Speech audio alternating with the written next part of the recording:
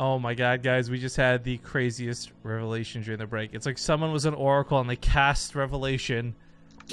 Who was this in chat that did it? It was... Oh, I just had this. Mac Laron says, so that's why Apollo doesn't cast much anymore. He's been turned into a cat. Yep. You guys might not have realized it, but Zombie Grub was a witch this whole time. And Apollo...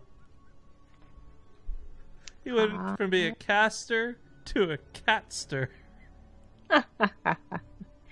Oh, it's so clever.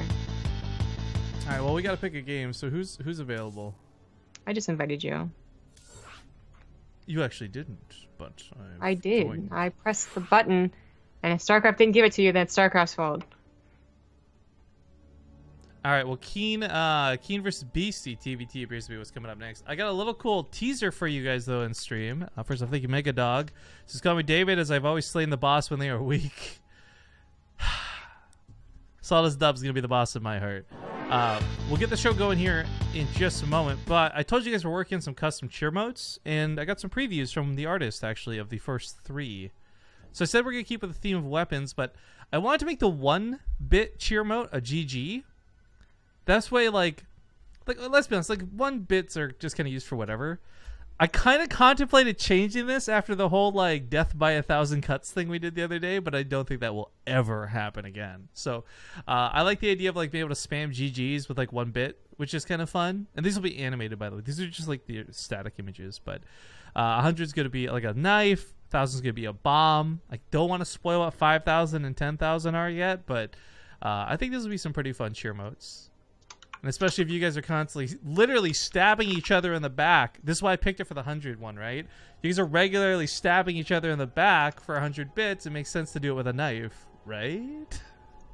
Oh, I get it. So anyways, you may see him lurk in chat here and there. Rain is the guy coming up with this. He actually made some emotes for us, like, super way back in the day. In fact, if you guys remember, no one really uses it anymore because we haven't had it for a while, but the first blood emoticon, that cool looking dagger, plus some of the original gorilla emotes, which are now gone. Feels bad, man.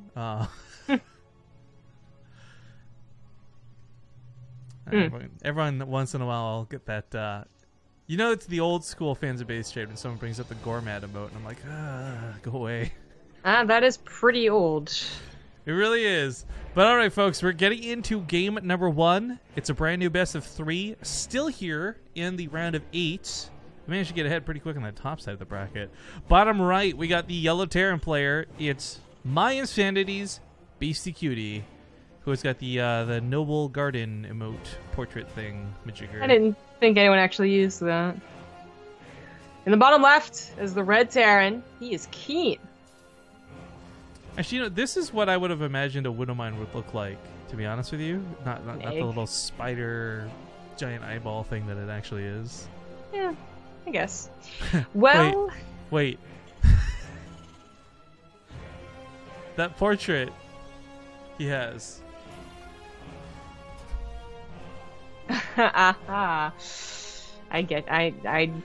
would continue on with this. We do have Beastyqt proxying a lot, so I'm gonna save our Arrested Development jokes for later. Well, sorry. The proxy is an interesting choice. Now, for those who don't know, KeeN, you know, coming from Korea, playing from Korea to the European server, it's about as laggy as it gets. And I like the idea of trying to maybe use that lag against your opponent. But I don't know how bad the lag really is, because KeeN and Alive and Tails and all these guys, they've been coming to the European server for years. And I gotta imagine if the lag was actually substantially bad enough to ruin your gameplay, you stop after a year. You know what I mean? Yeah, I know what you mean. I mean, they would also not be getting, I think, that far into tournaments, really. Like, some of these guys have actually won these tournaments, or at least gotten second place. And if they were constantly just at such a disadvantage against cheese or early game aggression, I think they wouldn't have gotten this far, ever. So, I think it'll be not really coming down to that, but there is always that chance. KeeN did just scout recently that it's going to be the proxy. Fortunately, he was already one-basing. Yeah, the bunker coming up here is kind of nice, but the problem with Newkirk is it does have quite a bit of distance you need to cover. So I think the SCV pull is very important. I think this scouting SCV is actually really important. There's a lot of very small but important details going on right now. Yeah. Beastyqt is going to be kind of hard pressed to find something open here. I mean, the bunker can just be run around, actually. Like, a bunker sometimes looks really lame against Reapers, but it's also that KeeN is already on his way to a Cyclone. That's so worrying that the bunker is going to provide just enough of a maybe I shouldn't. And the 2 Reapers that are in it. Beastyqt shouldn't be snowballing. Well, I tried to get a little bit brute forcey there. Unfortunately, when you do commit like this, you're kind of stuck into it. You don't just be like, oh, well, it's just a prank, bro, and then fall just back. Prank, bro. Just prank. Yeah, I don't think that happens in war that often. Oh, you guys were awake when I tried to catch you sleeping? It was just a prank, man. Oh my god, that marine like melted. Holy shit, what was that graphic? Okay. Yeah, well, I mean, trading the Reapers, sure, that could snowball, but again, Cyclone's usually so good it doesn't snowball, so Beastyqt still gotta do a little bit more. I don't think he's gotten up to a starport. There we go, there it is. Like, that is what you are always gonna be behind on, or should always be behind on, is tech. The thing is, like, the Cyclone damage is consistent and not bursty. With enough Reapers, if you did it correctly, I feel like you could cycle the damage versus a Cyclone. Not if it's got a lot of support, though. Like, if there's like a Hellion and a couple Marines nearby, like, you're not going to. But it's just interesting to consider that the Reapers might actually still have some potential, despite how much this should be shut down by now. This is a really interesting follow-up, too. First off, the Liberator coming out of KeeN going to be going straight across the map. That's not going to be too difficult to deal with, I don't believe. Viking maybe should be started by Beastyqt as soon as he has the gas for it. Oh, he has the gas for it. Oh, yeah, there we go. I actually like this scout from the barracks. Sees the Liberator, so if he hadn't been starting that Viking, he probably would have canceled and started one right now. Well, let's not forget that Beastyqt has been going mech even without openers like this. So to see his both barracks, well, one floating to the main base, the other one floating back, I still believe that means he's going to go for mech. Otherwise, you would have a necessity of bringing both barracks back to your home. So that'll be cool. I'm not sure if KeeN has faced Beastyqt in the last couple of weeks to know that's what he's been doing lately. You know, what's interesting too, first off, the double CC is really interesting. But I was going to just say, despite this opening, and despite the fact that there weren't really a lot of kills, like 2 SCVs died, this ends up being kind of a normalized follow-up, right? Like, both players have about 30 workers, army supply and TvT, like, it's not so disparaging early on. So as dumb and committed as this was out of BC because of how badly it quote-unquote failed, he's not in too terrible of a spot. Although you don't want to throw this. That's weird. That was cast your cursing all day, every day. Yeah, that was I mean, that was a substantial amount of army right there in terms of like the army supply, but to be honest, Reapers would have a tough time, even in that high of a number, helping versus a push, which KeeN is now pushing, so. I mean, he didn't get any advantage from his faster tech. You know, Liberator was still responded to by the Viking, and that's definitely where you get your most obvious advantage against a 2-racks opener, but he does still have that army advantage. Well, so this is where the problem is with the Reapers. The second, like, you kill 8 Reapers, you know there's not going to be grenades meeting you in the middle of the map and constantly poking you back, and you're just free to walk right across. Liberator also knew there wasn't much, but the auto turret, these Cyclones, still might hold. It might, though. That tank's sieged up. Even if it does hold, it looks like well, actually, KeeN might not want to rally anymore. Yeah, he might have to pull back, but still, he got 11 SCVs and a decent amount of army supply too. So now there's no potential for Beastyqt to use, you know, a substantial amount of army to counterattack. In fact, he's still down in army supply. So that was a very, very effective attack by KeeN. Using the mule to repair instead of mine. Yeah. But I think the one thing that, I mean, before mech was kind of universally agreed to be just worse, you know, like back with the experimenting, still Legacy of the Void, or Hell back in Heart of the Swarm, where it was better, that he was planning on using that for that barrack, so it's kind of annoying. It's going to provide scouting as well. Like, this is actually super, super funny. Anyways. Love it. Back to my point. Yeah, you like... Steal it again. Going for earlier Raxes and then going into mech always sounded so weird because you had these barracks, why aren't you using them? But if it doesn't work out, then you do have like a very turtle. I hope I can make it back in the mid game style to play out from there on out, which is mech. So, and Beastyqt might be really late to his third base, and that's not going to put him in a good position. But he might still get a third base, and that's the important thing. Actually, he's getting it right now. He has nothing to say he can't. KeeN hasn't gotten another army yet. Yeah, and the auto turrets in these Ravens. Oh man, caster cursing again. What? I gotta just stop it. Yeah, I was gonna say with an S, just the auto turrets could keep KeeN busy for quite some time, but if you lose your Ravens early, then it's not gonna be a problem. What do you think though of the? If you guys haven't heard, there's like a proposed change to balance testing right now on the Raven. What do you think of the new auto turrets? There is. I actually didn't see that one. They're going to reduce the damage, but extend the duration up to 10 seconds. And I think, well, maybe I did see that. Yeah, I think it's going for like 24 damage a shot to like 18 or something. I don't remember the exact numbers, but I like that quite a bit.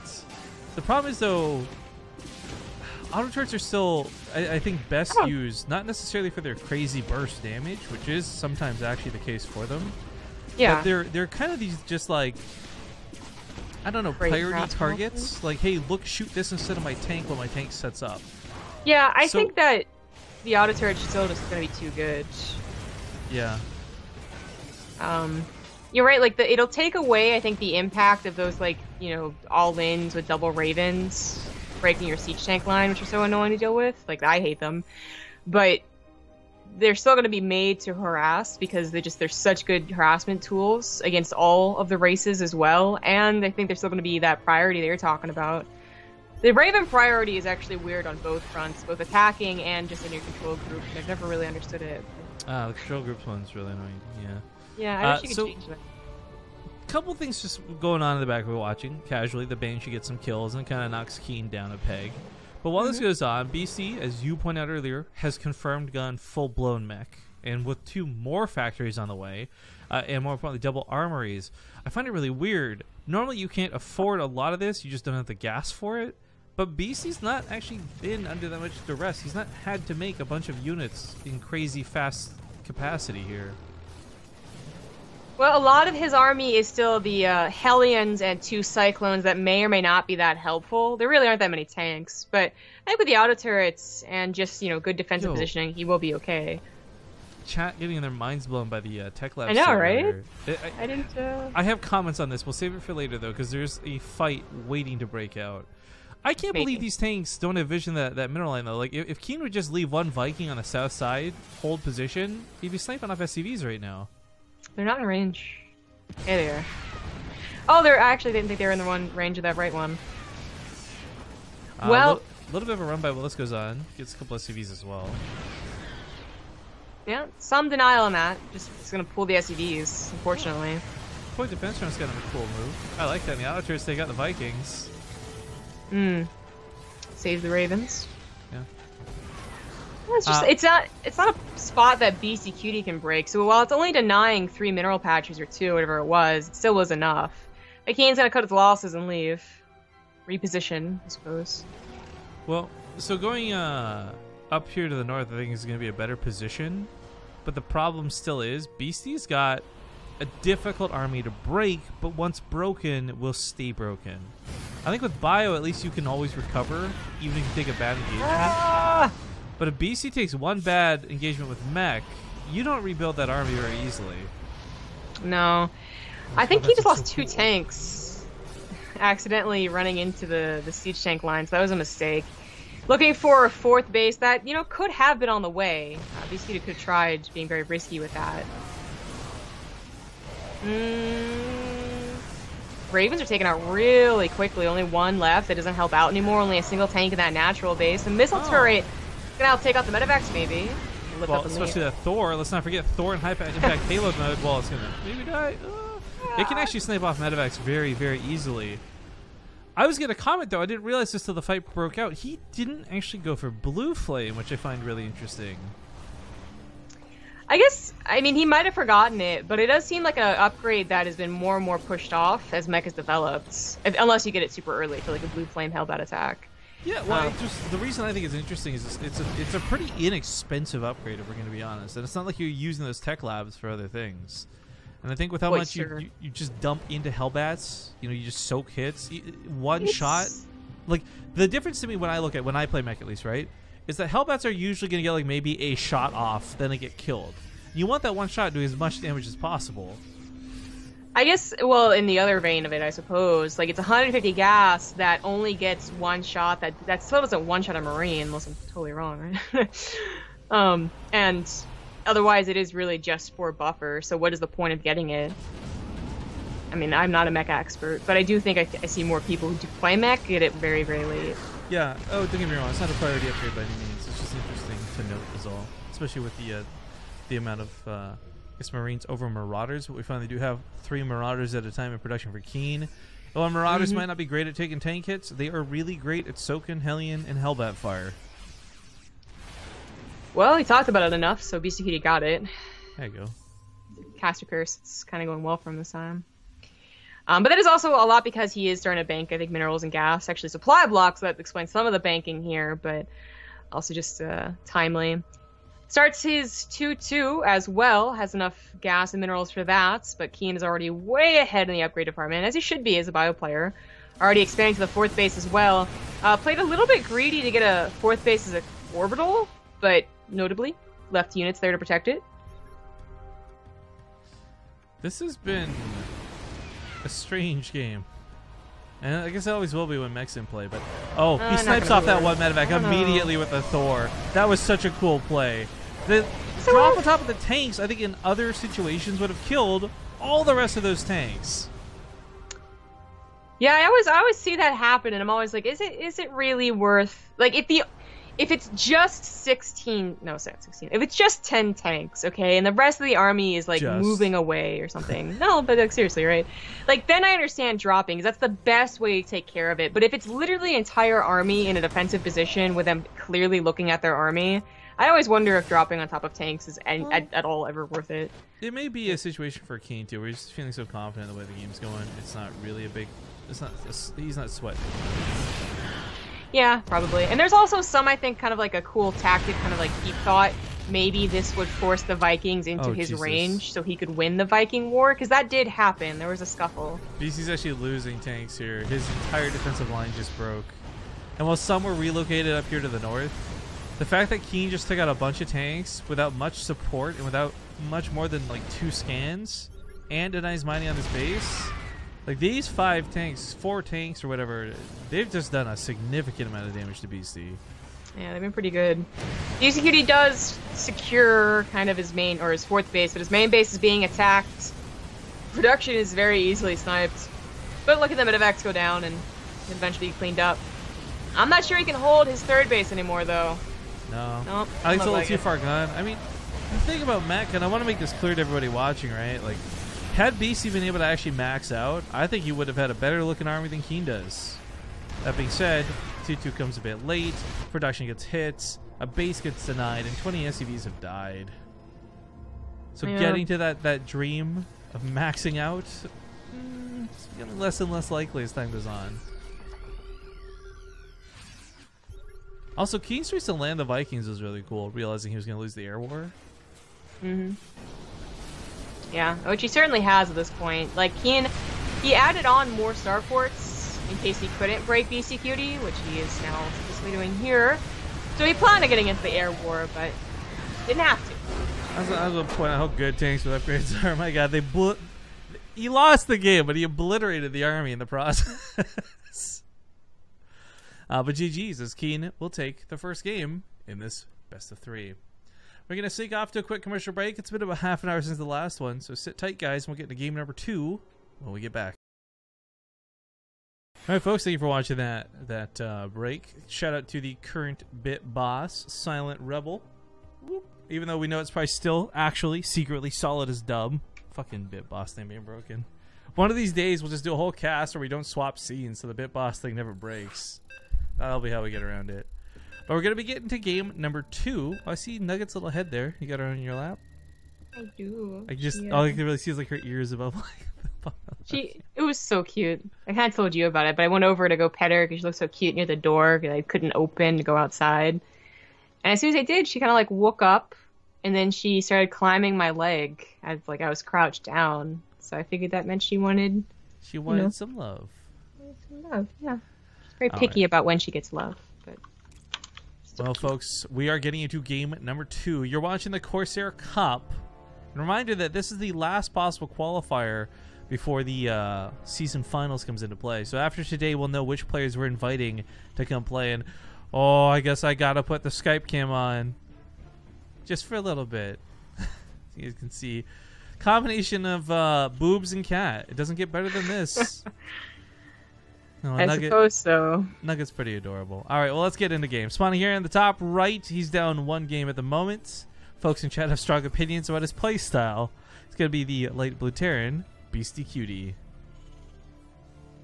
On the top left is the red Terran. He is KeeN.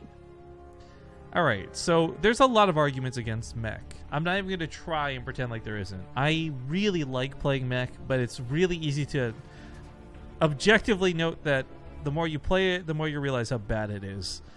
And so much of that comes down to, I think, the way production and gas and many other factors come into play. And I do wonder, you obviously can't tweak this. There's a lot of other balance problems with it. But I wonder if you just took the gas cost off of a factory, how different mech would look. Gas cost off a factory, yeah.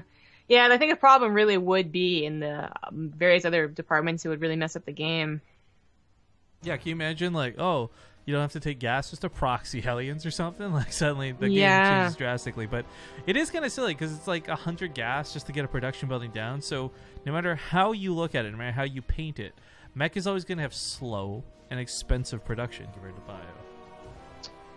Well, yeah, that's certainly true. I do wonder, like, because there's points in time where mech was good, even better than bio. Not just when it got to the late game, because if it gets to the late game and both armies are maxed out, I think that mech is always better. Well, a big part of that was tanks being able to still be picked up in medevacs. You weren't screwed for position like you are right now. No, that's not the time period I was talking about, because I didn't think mech was particularly strong in beginning Legacy of the Void. Like, it was stronger. But I didn't think it was dominating bio as some points in Heart of the Swarm was. And one of those points was because Blue Flame Hellbat drops were the only way to go. Oh god. Not talking about that either. You know what? Even going earlier than that, the original Hellbat drops, right? Where you didn't need Blue Flame and they did like 35 a shot to SCV. Exactly. I hated TvT. Like that it was just literally who lost their SCV lines first. Like that was actually how you played the game. Oh my god. Anyways. But even after that, right? Like it just I don't know, there's actually a lot of things that I think people who play mech probably have more opinion, like better opinions than I do. But I just always like, I didn't like that at a time, but I do wonder why it was such an effective time. Well, I wanted to actually use that point, though, not to start, I guess, commenting too much on the balance of mech, but just talk about how someone in the chat had said KeeN is in no way, like, the worse or the better player here than BC. BC just chose to go mech and is a bad move and blah, blah, blah. And I don't think it's a wrong statement. Like, KeeN and BC are both pretty good players. It's really hard to say, like, one is objectively over the other, because KeeN's coming cross server, and then BC's just really good when he's on his home server against other corners. There's a lot of, like, asterisks to go with that statement, but I think it still goes down to the fact that, like, I agree. Like, if that was not a mech game, that could have been a much closer or maybe even a different result. Yeah. Another thing to wonder about is why Beastyqt is doing mech so often, too. I mean, this guy's always been, like, a little bit wonkier. Like, hasn't always been the guy that just copies the Korean builds and just tries to be the best mecher. You actually had Byun copy Beastie builds. Byun even tweeted or commented, like, how he looked up to Beastie into his builds and stuff to learn for Legacy. Mm-hmm. So... he's always been a little off, right? But like that still doesn't really explain mech so consistently, because this is not just like once off in a best of 3 a couple of times. Like I think the past 6 TvTs we've seen, he's gone mech like every single time. So I don't know what changed. But a Woodamine drop usually not too effective against Terrans. One main reason being Woodamine drop doesn't one shot an SCV. But also just especially since it's off of 2 base, I feel like the mobility of Terran is really like that Raven with the Marines running around. It just won't do a lot of damage. I mean, Ravens are produced almost like automatically now. Like you always suspect a Raven in TvT for detection. I don't know. It's not going to work out the way BC wanted, but it kind of snuck the Marines back in. Maybe would have been able to pick off the command center building SCV or something. Goes to a third base himself while this goes on, but more importantly on location. So money is going to be not a problem so much this game. At this rate, at least.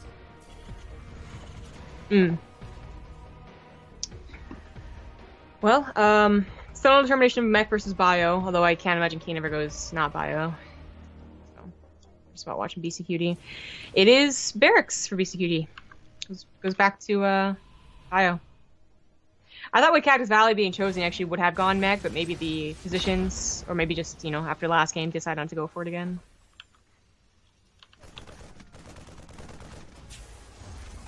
Well, the Hellion is going to sneak by, but get picked off. Hopefully? No, okay. Gives a full scout, and I think the scout's actually worth getting. Well, maybe there's an attack out here in a scuffle. I would say that that one Hellion getting to the main base of Beastie was more important than anything else, because he just confirmed that it's going to be bio and not mech again. Yeah. Pretty important to do so. I mean, KeeN played a versus Marine tank style for quite a long time last game. Like, he was on his own Marine tank only and purely for that 5 tank push on the high ground. That was just nothing but Marines there. So now he just, you know, knows never to go into more tech labs and more Marauders, and never to really overplay his expansions either. Definitely a different way to play versus bio. Marine tank, rather. Scans, I guess, to confirm. It was actually a little bit weird. Yeah, I don't know. As crazy as BC is, I don't know if the type of guy to cancel 4 barracks after having them get scouted. Yeah. Maybe he didn't actually see them. I don't know. Or click on them, rather. Well, that's a nice scout, though, because you saw the big attack coming. That wasn't just like a drop. You saw the Ravens and the Vikings, and unfortunately, I think the 2 Ravens just beat out BC's army straight up. This is actually really scary.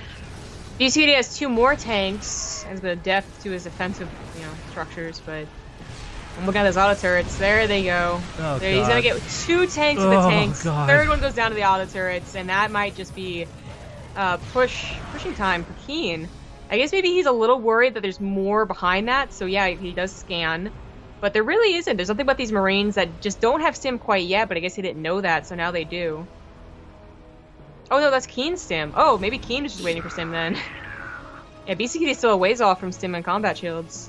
Yeah, and, well, KeeN might not know that.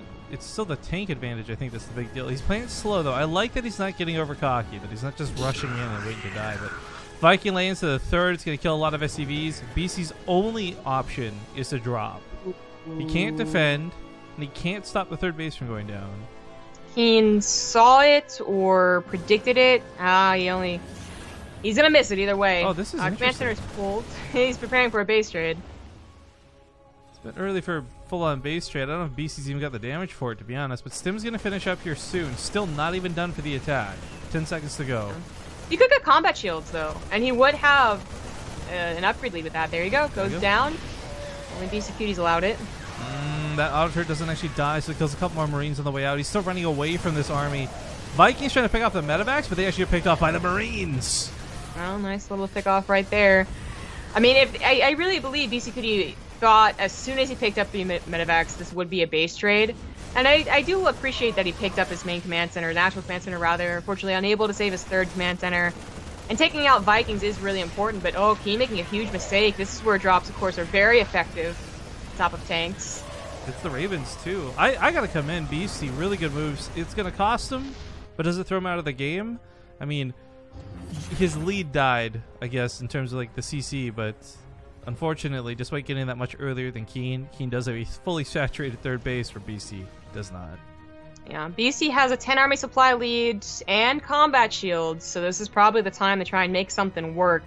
He is down 1 armor, but I think that's the other points still outweigh that. Combat shields outweighs armor hugely. I think you could even...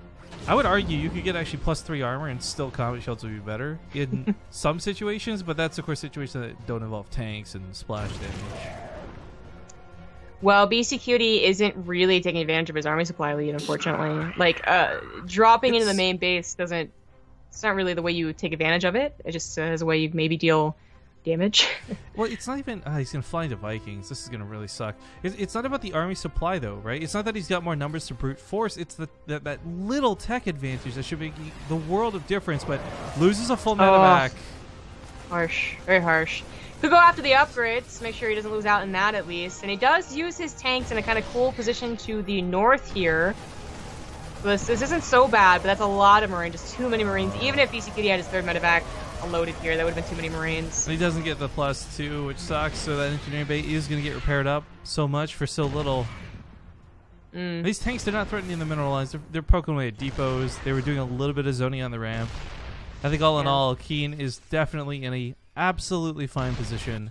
But, man, BC did a lot of really good things this game. He did. He's a lot of smarts, man. But unfortunately, that job didn't end up working out. And, I mean, tanks are going to last a while, I suppose. 5 of them. But eventually, they're going to be taken out. KeeN's now got his armor supply lead. He's about to have his upgrade lead at 2-2. Like 10 seconds here. Man, I was a little bit sad if BC goes down 2-0. We're just going to be like the day of 2-0s going on here. Yeah, I guess so. At least this one is a little bit longer. That's the word. So while we wait to see, maybe I want to make this clear. It's TvT. Anything can still happen. Tanks can really change this game up. But KeeN's definitely the better spot. I was just going to note that we do have the other semifinalists all ready to play. So we got Neeb versus Bly in the top half of the bracket, and either KeeN or Beasty here for the bottom side. Although it's feeling a little bit more like KeeN. Very cool. Yeah, it certainly is. KeeN now up 20 army supply, has checked to see the third base has never been replaced or transferred over, and is now just going to try and get some damage done. He does have 2-2, but I think that might just be too many Marines. Oh my god, no 2-2. This fight ends up being surprisingly close. Medevac power hype. KeeN just left, with his medevacs thinking that would have been killed, which is usually a smart move. Save your medevac so the Marines die. But I wonder if they just stayed there to actually win the battle. Anyways, they're coming back home here, and while he is getting a little bit denied on the mining, funnily enough, he happened to mine the right side minerals out faster, so there's only one SCP mining there anyways. Don't see that too often. And he's feeling like he's gonna be able to push this soon. I gotta wonder, I'd love to go back through the replay now and see if he was particularly dropping mules on said patches just to make this happen. But anyways, this is gonna be the break. BC's gonna tap out. GG. Well played by KeeN. He'll take the series and move on to fight against Thermal in the semifinals. But people are saying, can you please cast Bly versus Need? I'm going to assume you meant Neeb. And the answer to that is yes, because for those unfamiliar with the Corsair Cup, we do cast both semifinals back to back. So we're going to do Neeb versus Bly, then Thermal versus KeeN. Sit tight, guys. We're going to go to a quick commercial break. Before we do, I'd like to give a shout out to some of those subs coming in. We actually had some crazy action during that game. And I think we left off at Belfgor. Going to be safe is the new one. Brand new sub. Welcome to the family. Dr. Scotty 255 for 14 months. And then Aqualung 572 was another new member of the Base Trade Brigade. And then Matt 8-Toe Tomato. Thank you for the 10-month resub. Oh wow, I didn't realize because if you guys don't know, if you don't cheer for at least 100 bits, we don't get the notification on our end. My chair has sunk once again. So I didn't realize how many little 1.5s and such bits. Just a blanket thank you guys. But we're going to go to break, and we'll be back in a few.